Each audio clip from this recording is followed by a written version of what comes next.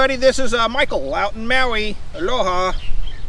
So if you've been liking the contents that I've been putting out there, don't forget to hit the subscribe button and you'll get a new video 3 times a week. How's it going today, everybody? This is Michael out in Maui. Aloha. So today I wanted to talk about the 4 things that matter when you're playing disc golf. So one of the first things that I think about, because like the first thing you're doing is trying to buy a disc. So when you're buying a disc, you have to buy the disc to how the flight pattern flies. I recommend as a beginner, you buy a disc that flies straight and lands forward. You don't want to get a disc that hooks hard left. You want a disc that's going to land forward for you. So on the chart, you want to look for a disc that lands forward, straight ahead. Those are those are the best beginner's discs to buy. So you want a disc that lands forward. The second thing that's very important is the weight of the disc. If you throw less than 300 feet, I recommend don't buy anything over 170 to 175 grams weight.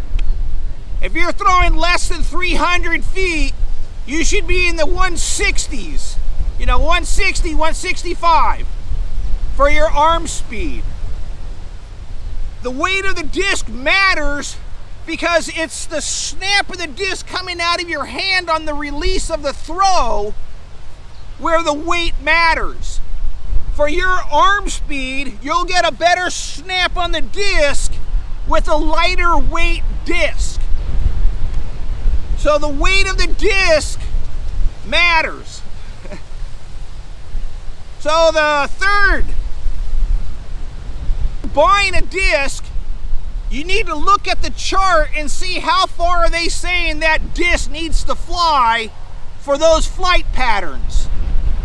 So if you look at the chart and the disc shows an S turn and then where it lands or ends on the chart, you got to see how far they're saying that disc has to fly to get those flight numbers. Is it a 200, 300, or a 400 foot disc? So you need to buy the disc in your range. If you throw 200 feet, buy a disc in the 200 foot area. If you're throwing 300, you got to buy disc in the 300 foot area.